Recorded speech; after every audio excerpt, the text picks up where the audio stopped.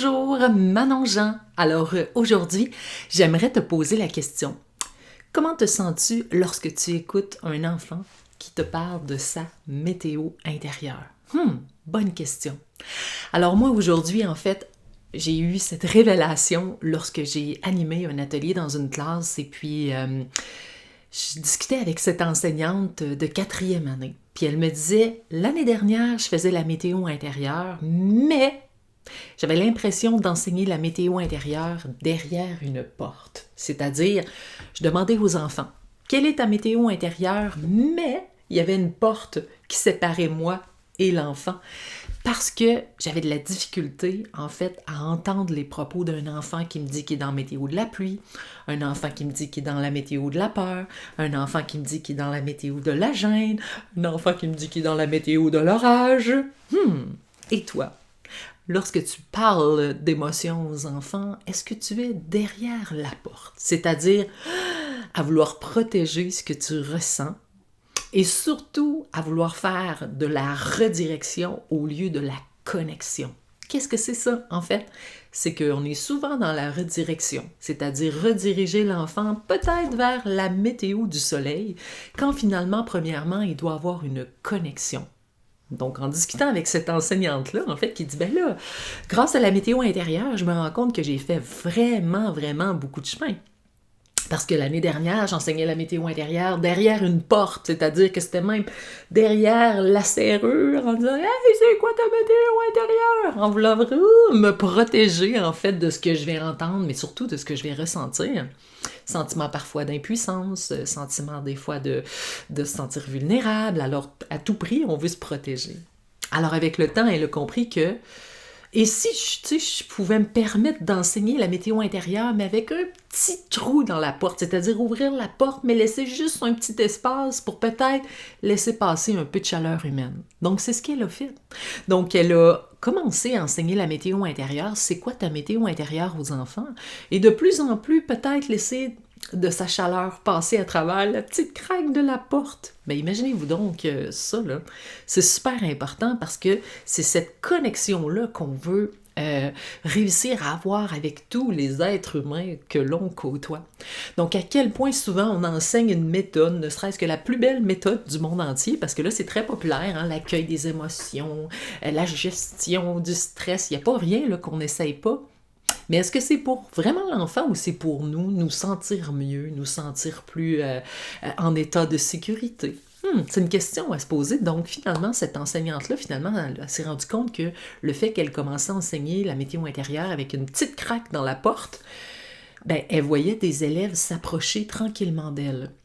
Tranquillement, les élèves viennent vers elle pour pouvoir leur partager un peu plus en profondeur qu'est-ce qu'ils vivent dans leur météo intérieure. Jusqu'à un moment donné, elle a commencé à sentir que ça faisait monter beaucoup d'émotions.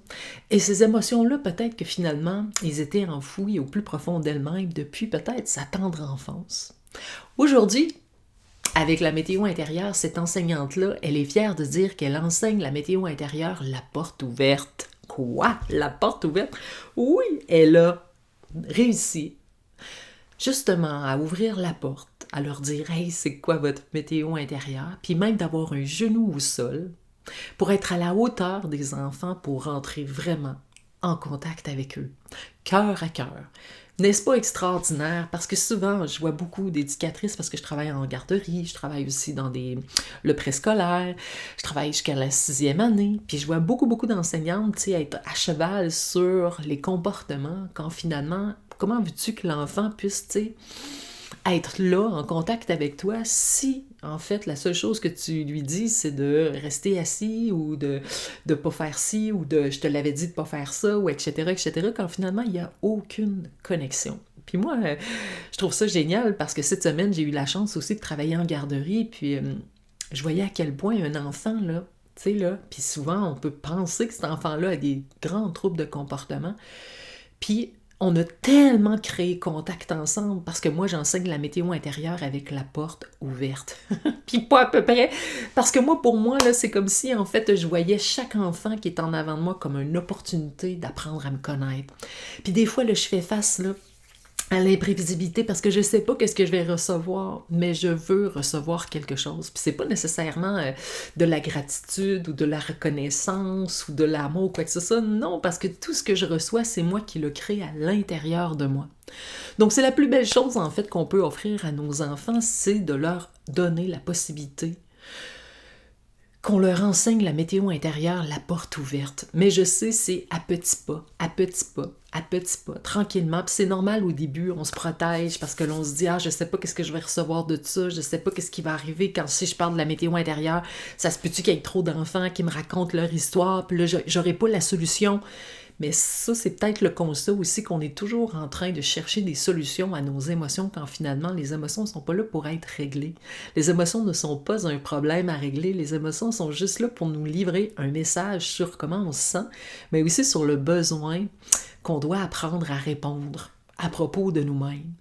Donc moi, dernièrement, en fait, je ressentais beaucoup de stress et d'anxiété par rapport à une situation parentale. Puis je me disais, oh my God, tu sais, je ressentais beaucoup de tension, puis je me suis assise tranquillement, puis tu sais, là, j'ai ressenti en l'intérieur de moi la peur. Tu sais, puis la peur, le besoin qui est en dessous de cette émotion-là, évidemment, c'est d'être vigilant. Tu sais, puis la vigilance, c'est juste d'apprendre à se poser des questions. De quoi j'ai peur? Qu'est-ce que j'ai peur de perdre? Ou qu'est-ce qui m'amène à lever un flag puis à être aux aguets? Tu sais, puis j'ai compris, en fait, que j'ai plus besoin de courir après 50 millions de choses parce qu'il y a beaucoup de programmes qui s'offrent dans les institutions pour l'accueil des émotions, pour ci, pour ça. Puis finalement, moi, ce que je souhaite le plus avec la météo intérieure, c'est pas d'aller dans le plus d'institutions possible. C'est vraiment pas ça. C'est de pouvoir offrir le maximum de qualité et de relations avec les profs. Parce que mon objectif, tu sais, de 2023, 2024, puis même dans le futur, c'est d'offrir du coaching vraiment précieux avec les profs pour les faire grandir. Pour qu'eux-mêmes aient cette posture puis qu'ils enseignent le plus possible la météo intérieure, la porte ouverte. Donc, moi, pour moi, des fois, je me sens stressée parce que là, j'avais des urgences familiales, il fallait que je quitte pendant un certain temps, puis là, qu'est-ce qui va arriver? Puis là, c'est comme, non, c'est pas ça, moi, que je recherche. Donc, finalement, la peur que je ressentais à l'intérieur de moi était juste en train de me dire, c'est-tu vraiment vrai, là, que tu as peur de perdre des choses ou quoi que ce soit? Quand je me dis, ben non, moi, ce que je veux, c'est pas d'enseigner dans 50 millions d'écoles, je veux enseigner dans les bonnes écoles, la météo intérieure, avec le bon personnel, avec des gens qui ont le goût de s'investir dans le savoir-être, dans un mode de vie où on enseigne et on partage aux enfants avec un cœur battant, avec des émotions. Puis ça, là, il n'y en a pas de 50 millions d'institutions qui sont prêtes à ça, ça se compte ses doigts de la main. Puis moi, ben, je suis chanceuse parce que je vais dans ces écoles-là. Alors, c'est pour ça que c'est important de réaliser que des fois, on a comme ces émotions-là qui nous titillent, qui viennent vraiment nous darder, si je peux dire. Mais moi, est-ce que j'ai la porte ouverte ou est-ce que j'ai la porte fermée à ces émotions-là? Fait que c'est évident que si j'ai la porte fermée à ce que je ressens, c'est clair que je vais enseigner la météo intérieure, la porte fermée aux élèves.